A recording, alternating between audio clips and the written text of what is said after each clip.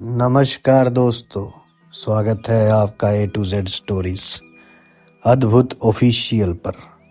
साधु संत फकीर गुरु रहबरों की सदा ही जय जयकार। प्यारे बंधुओं, जब गोगा जाहरवीर जी तंदुल नगरी से चले गए और गुरु गोरखनाथ जी महाराज और जलंधर नाथ जी भी वहां से चले गए, तो राजकुमारी श्रीयल की सभी सखी सहेलियां अपने अपने घर पहुंच गई और राजकुमारी श्रीयल घर ना पहुंची। तो राजकुमारी की माता ने उसकी सहेली चतुरंगी के घर अपनी दासी को भेजकर उसे अपने महल में बुलाया और अपनी बेटी के ना आने का कारण पूछा। तब राजकुमारी की सखी हाथ जोड़कर रानी सिरोजा से बोली, किसी घोड़सवार के घोड़े ने बाग में आकर पेड़ पौधे को बड़ी हानि पहुंचाई है। वो नीला घोड़ा था गोगा जाहरवीर पीर जी का, और कटोरा ताल का पानी भी बुरी तरह गंदा कर दिया है। इसलिए हम सब तो तुरंत ही बिना नहाए ही अपने अपने घरों को चली आई और राजकुमारी चौकीदार को बड़ी बुरी तरह डांटने फटकारने लगी। जब हमने उनसे चलने को कहा तो वे नाराज होकर कहने लगी कि तुम लोग जाओ, मैं भी शीघ्र ही आ रही हूं। समझ में नहीं आ रहा वे अब तक इतनी देर किस कारण से रुकी हैं। इतनी बार कहकर चतुरंगी चुपचाप अपने घर चली गई। रानी सिरोंजा ने उदास होकर राजकुमारी की खबर लेने अपनी दासी रुकमदे को बाग भेजा। इधर जब राजकुमारी श्रीयल की आंखों में गोगावीर जी का नीला घोड़ा ओझल हो गया तो दोनों धर्म गुरुओं को जाते ही एक ठंडी आह भरकर पृथ्वी पर पछाड़ गिरकर बेहोश हो गई। उसे अपने तन बदन की भी सुध न रही। बाग के माली ने जब राजकुमारी को बेहोश पड़े देखा तो ठंडे जल के छींटे उसके मुंह पर मारे। तब उसे कुछ होश आया। दासी के पहुंचते ही राजकुमारी अपने डोले में सवार हो महल में आकर अपने कमरे में जा पड़ी। दासी ने माली से सुना कि ये बेहोश हो गई थी, बड़ी देर बाद होश में आई है। यही बात उसने रानी सिरोंजा से बता दी और ये भी कहा कि बाग में गिर जाने के कारण उनके सिर में गुमड़े भी पड़ गए हैं, हाथों की चूड़ियां भी मोल गई हैं, उनकी चुंदरी भी कीचड़ मिट्टी लग जाने के कारण काफी मैली और गंदी हो गई है। अपनी बेटी की बुरी दशा सुनकर रानी सिरोंजा राजकुमारी के कमरे में जा पहुंची। श्रीयल की दशा देखकर उसके सर पर हाथ फेर कर रोती हुई बोली, बेटी बता तू सही बाग में क्या घटना घटी। तेरा हंसमुख चेहरा जो सदा गुलाब की कली के समान खिला रहता था एकदम मुरझा गया है। तेरे तो मुख की मुस्कुराहट भी गायब हो गई है। जो भी बात बाग में गुजरी उसे अपनी माता से बयान कर दे। जब राजकुमारी ने रानी सिरोंजा को कोई उत्तर ना दिया तो वह बोली, बेटी अपनी माता से कुछ तो बता, तेरी तबीयत इतनी ज्यादा खराब किस प्रकार हो गई, मुझसे अपने दुख की सारी घटना बयान कर। राजकुमारी श्रीयल ने अपनी मां को अति अधीर देख रानी सिरोंजा और बांदी रुकमदे के उदास मुख पर आंसुओं की धार बह रही है। राजकुमारी श्रीयल भी बेचैन हो फिर बेहोश हो गई। तब फिर रानी सिरोंजा और बांदी रुकमदे दोनों ने मिलकर गुलाब केवड़े के जल के छींटे राजकुमारी के मुख पर मार मार कर उसे चैतन्य अवस्था में किया। तब महारानी सिरोंजा ने राजकुमारी श्रीयल से कहा, बेटी उठो, नहा धोकर खाना खा लो। तुम्हारी चिंता में तो मैं भी बड़ी बेचैन हो रही। तुझे जो भी कष्ट हो मुझे शीघ्र बता। तू बड़ी मुश्किल से महायोगी गुरु योगीराज जलंधर नाथ की रात दिन सेवा करने और उनके वरदान द्वारा प्राप्त हुई है। 9 मास तुझे अपने उदर में रख कर मैंने कष्ट उठाए हैं। मैं ये कैसे बर्दाश्त कर सकती हूँ कि तू किसी कारण दुखी हो। अपने दुखी दिल का सारा हाल मुझे शीघ्र बता। मुझे मेरी बेटी के सुख में सुख और दुख में दुख है। इतना कहकर रानी सिरोंजा अपनी बेटी श्रीयल के बालों को अपने हाथों की उंगलियों से सहलाने लगी राजकुमारी श्रीयल की बलाइयां लेकर बार बार उसका मुख चूमने लगी। माता का प्यार देख राजकुमारी भी अधीर हो मोतियों के समान अपने नैनों से नीर गिराने लगी। अपनी माता सिरोंजा के गले से चिपट कर फूट फूट कर रोने लगी। दोनों माँ बेटी खूब जी भर कर रोई। जब रो धोकर माँ बेटी का जी भर गया तो दोनों ने अपनी अपनी साड़ियों के पल्लों से अपने अपने आंसू साफ किए। फिर रानी सिरोंजा बड़े ही दुलार के साथ बोली, बेटी, अपने जी की सारी व्यथा अपनी माता से कहो। तुम्हारे अधिक परेशान होने का क्या कारण है? बेटी, तुम्हें मेरे सिर की कसम है जो अपनी माँ से जरा भी अपना भेद छिपाया। गुरु जलंधर नाथ जब दुख दूर करेंगे तुम्हें उन्हीं का स्मरण करना चाहिए। अपनी माता के वचन सुनकर और उनकी आंखों में दोबारा आंसुओं को देखकर राजकुमारी निढाल हो उनकी गोद में गिर पड़ी और औंधे मुंह पड़ी पड़ी फूट फूट कर रोने लगी। अपनी माता के बहुत धीरज बांधने पर राजकुमारी श्रीयल ने इस प्रकार कहना शुरू किया कि माता जी, आप मेरी सखी सहेलियों को तो खूब जानती ही हैं, कैसी मुंहफट है और हंसी मखौल करने में कितनी छोटी बात कर बैठती हैं। मुझे इनसे अपना पीछा छुड़ाने का कोई उपाय नजर नहीं आता।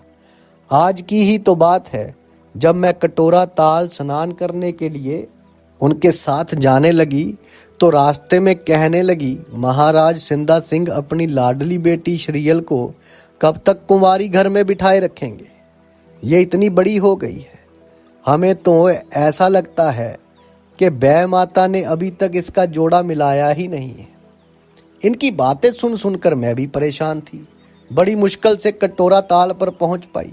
जब अपने वस्त्र बदल कर स्नान के लिए कटोरा ताल के निकट पहुंची तो वहां क्या देखती हूँ कि मेरे प्यारे कटोरा ताल का महकदार जल किसी घोड़े की लीद और पेशाब के कारण दुर्गंध युक्त हो गया है। मेरा बदबू के मारे दिमाग सड़ने लगा।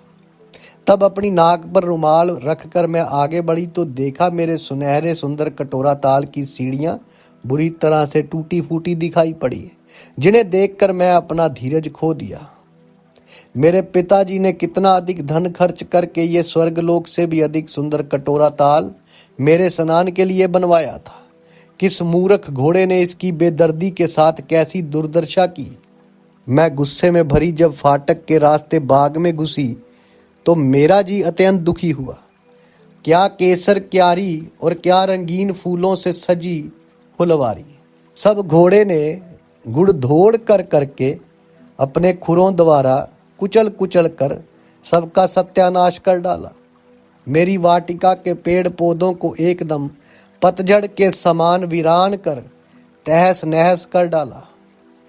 फलों को पेड़ों से तोड़ तोड़ कर जितने खाए गए खाए, बाकी अपने पैरों से कुचल कुचल कर बेकार कर डाले थे। आम, अंगूर, अनार, अमरूद, सेब, संतरे, लीची, जामुन और केले, फलों का एक पेड़ भी बाकी ना छोड़ा। माताजी आप ही बताएं, जिसकी 9 लखी बगिया बेदर्दी के संग वीरान हो जाए उसके मालिक को कैसे दुख ना होगा। मैं गुस्से में माली से कह रही थी कि तुम्हारे मौजूद होते हुए कौन सा बलवान यहाँ आ गया जिसका तुम कुछ ना बिगाड़ सके, और वे सारा बाग वीरान करके चला गया। तुम्हें बाग की रखवाली करने के लिए नौकर रखा गया है या बाग में सोने के लिए? इस नुकसान का कौन जिम्मेवार है? माँ, मैं माली से बात कर रही थी कि तभी पेड़ के नीचे खड़ा नीले रंग का एक घोड़ा बड़े जोर से हिनहिनाया। उसका हिनहिनाना सुन जब मैं उस नीले घोड़े के निकट पहुंची तो वे मनुष्य की वाणी में बोलने वाला घोड़ा निकला। ऐसा सुंदर अश्व मनुष्य की तो बात ही क्या, देवताओं तक को दुर्लभ है। वे अकड़ कर खड़ा था। प्रथम तो मैंने उसे जी भर के देखा, उसके बाद धैर्य धर कर उससे कहा, क्या बाग उजाड़ने और ताल बिगाड़ने की यह हरकत तुमने की है? तब वे मेरी ओर मुंह करके बोला, हाँ भाभी जी, मेरे सिवा इस प्रकार की हरकत और कौन करने की जरूरत कर सकता है। सो हे मातेश्वरी, उसका मुझे भाभी कहना सुनकर मैं आपे से बाहर हो गई। एक पौधे से टहनी तोड़कर गुस्से से 5-7 टहनी उस घोड़े की पीठ पर जमा दी और उससे कहा, अब कह भाभी, फिर देखना भाभी कहने का मजा। माताजी, मुझे गुस्से में भरा देखकर वो ढीठ घोड़ा बोला, आप अपने बालम से संटी खेलो, जो आपकी सेजों पर सुख की नींद सोया है। उसकी इस प्रकार की ये ढीठता देख मैं अपनी सभी सहेलियों के सामने शर्म से मेरी गर्दन झुक गई। मैं गुस्से से पैर पटकती हुई अपने प्यारे बंगले की तरफ चल पड़ी। आगे आगे मैं और पीछे पीछे मेरी सारी सहेलियां भी चल पड़ी। उनका मन ही मन मुस्कुराना देख मेरा जिगर जलकर छलनी हो गया। मेरे मन में ये भावना बड़े जोर शोर के साथ उठने लगी कि पहले इन सबको धक्के देकर अपने बाग से निकाल दूं। ये मेरी कैसी सहेलियां हैं जो मेरे मन को धीरज ना बांधकर अपने मन में प्रसन्न हो रही है। दुख सभी पर पड़ता है, ऐसा कौन सा इंसान है जिस पर दुख ना पड़ा हो। माता जी, आप यकीन करो, जितना दुख मैंने अपने जीवन में आज उठाया है उतना दुख सारी जिंदगी में ना उठाया होगा। मैं धीरज खोकर अपनी चित्रसारी में जा पहुंची।